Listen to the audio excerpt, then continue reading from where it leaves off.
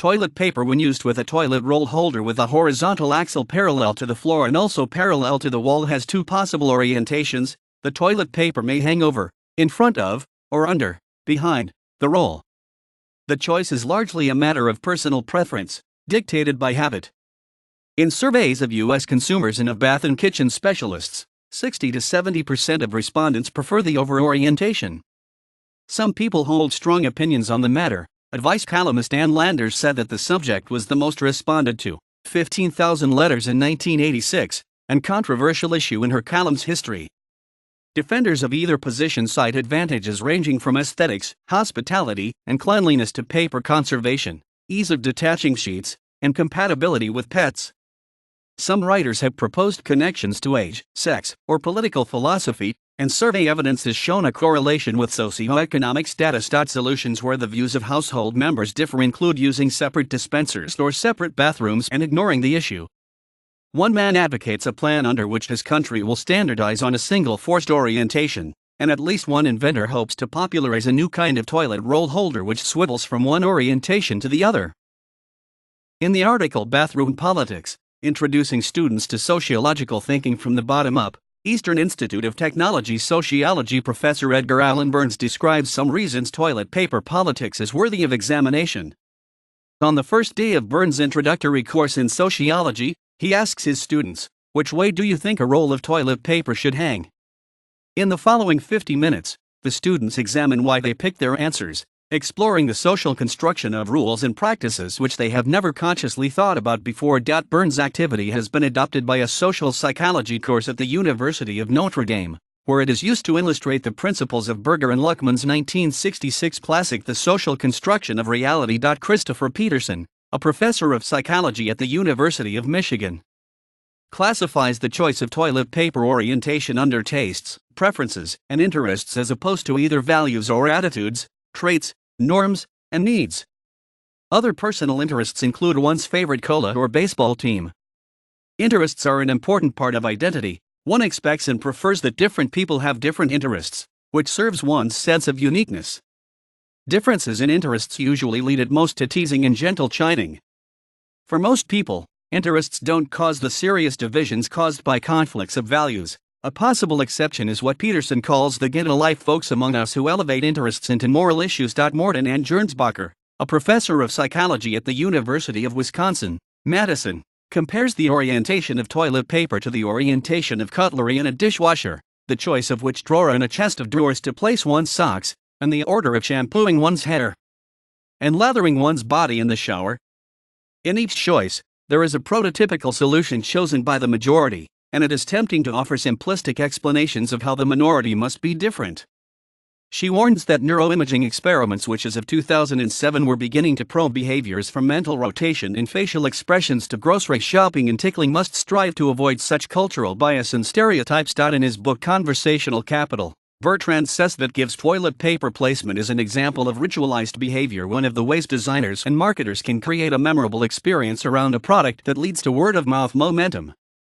Cesspit's other examples include shaking a box of Tic Tacs and dissecting Oreo cookies. Broadcaster Jen Bohannon has said that such issues are good for talk radio. It is an interactive medium, a certain kind of clash. It doesn't have to be a violent clash, but at least a disagreement would certainly be at the top of the list. It has to be something that's of general interest. The main reasons given by people to explain why they hang their toilet paper at given weight are ease of grabbing and habit. Some particular advantages cited for each orientation include: over reduces the risk of accidentally brushing the wall or cabinet with one's knuckles, potentially transferring grime and germs. Over makes it easier to visually locate and to grasp the loose end. Over gives hotels, cruise ships, office buildings, public places, and homeowners with guest bathrooms the option to fold over the last sheet to show that the room has been cleaned. Over is generally the intended direction of viewing for the manufacturer's branding, so patterned toilet paper looks better this way. Under provides a tidier appearance, in that the loose end can be more hidden from view. Under reduces the risk that a toddler or a house bat such as a cat will unroll the toilet paper when batting at the roll. Under in a recreational vehicle may reduce unrolling during driving. Partisans have claimed that each method makes it easier to tear the toilet paper on a perforated sheet boundary. A traveler from the US to China in 1991 noted a different setup. non-perforated paper with a metal cutter above the roll, which obliges the over direction. It is unclear if one orientation is more economical than the other. The Centralian advocate attributes a claim that oversaves on paper usage to Planet Green. In the academic field of evaluation, Michael Scriven writes that the question of the correct way to insert toilet paper is a one-item aptitude test for measuring one's evaluation skills. These skills include the evaluative attitude, practical logical analysis, empathy, teaching, and being a quick study. To prove one's competence, one may either derive the one right answer or prove that the test is or is not culturally biased. The question, "Do you prefer that your toilet tissue unwinds over or under the spool?" is featured on the cover of Barry Sinrod in Mel Porat's 1989 book The First Really Important Survey of American Habits. The overall result, 68% chose over. Sinrod explained, "To me, the essence of the book is the toilet paper question. Either people don't care, or they care so much that they practically cause bodily injury to one another." Poratz observed, "The toilet paper question galvanizes people almost like the Miller Lite tastes great/less filling commercial." In Bernice Cantor's 1995 book Are You Normal?, 53% of survey respondents prefer over, while a fourth prefer under and 8% do not know or care. Sitting Pretty, The History of the Toilet, a traveling exhibition that tours Canadian museums, asks visitors to register their preferred roll direction. When the exhibition reached Huntsville, Ontario, in June 2001, 13,000 visitors had taken the survey, with 67% preferring over. At the St. Boniface Museum in Winnipeg in February 2005, a voting machine registered 5,831 over versus 5,679 under, or 51% over. St. Boniface's director noted, "I think there's been some cheating, though." Georgia Pacific commissioned a survey of Americans' bathroom habits in 1993 to launch its new Quilted Northern brand, and more surveys followed. 1993 Practices and preferences of toilet paper users, 73% over out of 1,200 respondents. The press release claims, "A first-of-its-kind survey has settled, once and for all, the great toilet paper debate." 1994 Toilet Paper Report, 59% over, out of 1,000 respondents, conducted by KRC Research and Consulting. 1995 Bathroom Tissue Report, 59% over versus 29% under, out of 1,000 respondents, conducted by KRC Research and Consulting. 2001 Bathroom Confidential, 63% over out of 1,001 respondents, conducted by Impulse Research. 2004 Bathroom Confidential, 72% over. In 1993, American Standard Brands conducted a poll of designers, contractors, dealers, distributors, and other bath and kitchen reps at the Kitchen/Bath Industry Show and Conference in Atlanta. The question, "What is the correct and only way to hang the toilet paper, under or over?" Over won 59% of the vote, 1,826 to 1,256. American Standard spokeswoman Nora Monroe observed, "The bathroom is a territorial place. You'd be surprised how many people have definite opinions on this issue." In 2008, American Standard commissioned the 2008 Bathroom Habits Survey, a more traditional format conducted by Opinion Research Corporation with 1,001 respondents. This time, 3/4 answered over. In 1995, a survey by Scott Paper Company's Cottonelle College of Freshness Knowledge had most Americans over 50 preferring over.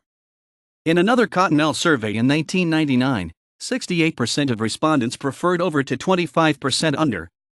Columnist Bonnie Henry hypothesizes of the others, meanwhile, 7%, no doubt bored beyond belief at this point by the inane questioning, had slipped into a deep, irreversible coma. In a survey of 1,000 Americans, Cottonelle found that overs are more likely than unders to notice a roll's direction, 74%, to be annoyed when the direction is incorrect, 24%, and to have flipped the direction at a friend's home, 27%. According to W.C. Privy's original Bathroom Companion, number 2, by more than 4 to 1, older folks prefer to have their toilet paper dispense over the front. The same claim is made by James Buckley's The Bathroom Companion for people older than 50. In one local election in Saskatoon, Saskatchewan, new voting machines were given a trial run by asking the question, "Are you in favor of toilet paper in all public washrooms being installed with the loose end coming up and over the front of the roll?" The answer was yes, 768 to 196, or 80% over. It was thought to be a question which carried no political association. Yet one teenager's science project at the Southern Appalachian Science and Engineering Fair, and a favorite of the fair's coordinator, was a survey concluding that liberals roll over while conservatives roll under. Advice columnist Ann Landers, IP letterer, was once asked which way toilet paper should hang. She answered under, prompting thousands of letters in protest. She then recommended over, prompting thousands more. She reflected that the 15,000 letters made toilet paper the most controversial issue in her column's 31-year history, wondering, with so many problems in the world, why were thousands of people making an issue of tissue?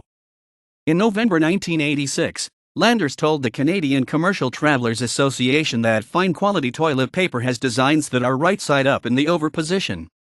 In 1996, she explained the issue on The Oprah Winfrey Show, where 68% of the studio audience favored over. Oprah suggested that under uses more paper.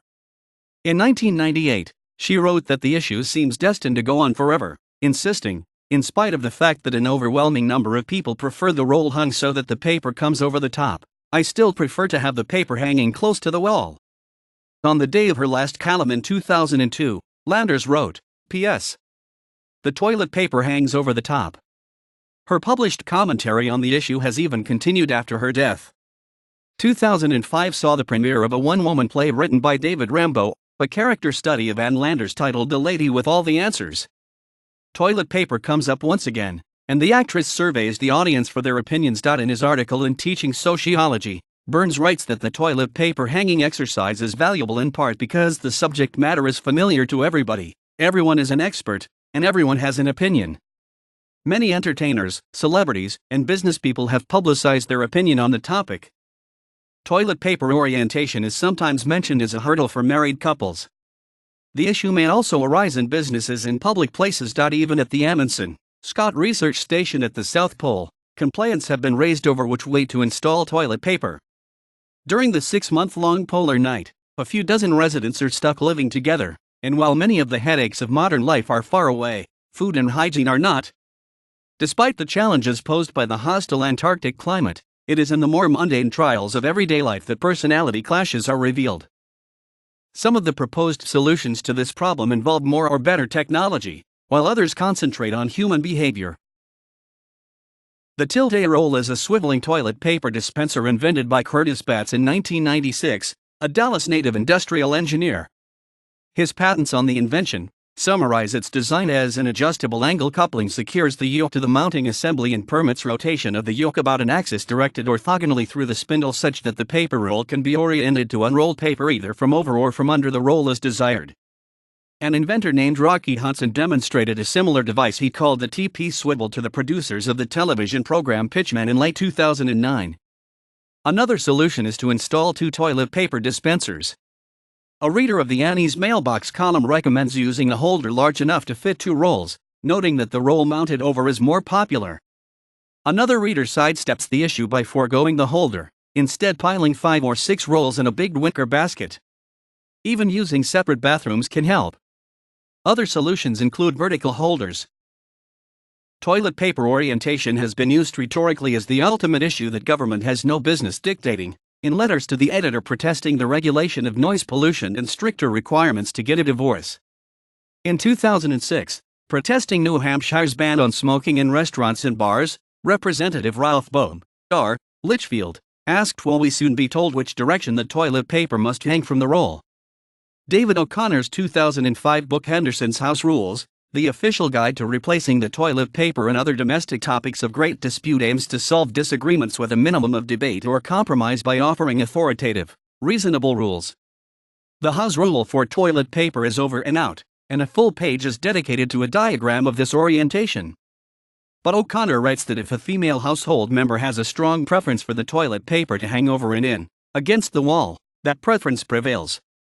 It is admittedly an odd preference, but women use toilet paper far more often than men, hence the rule.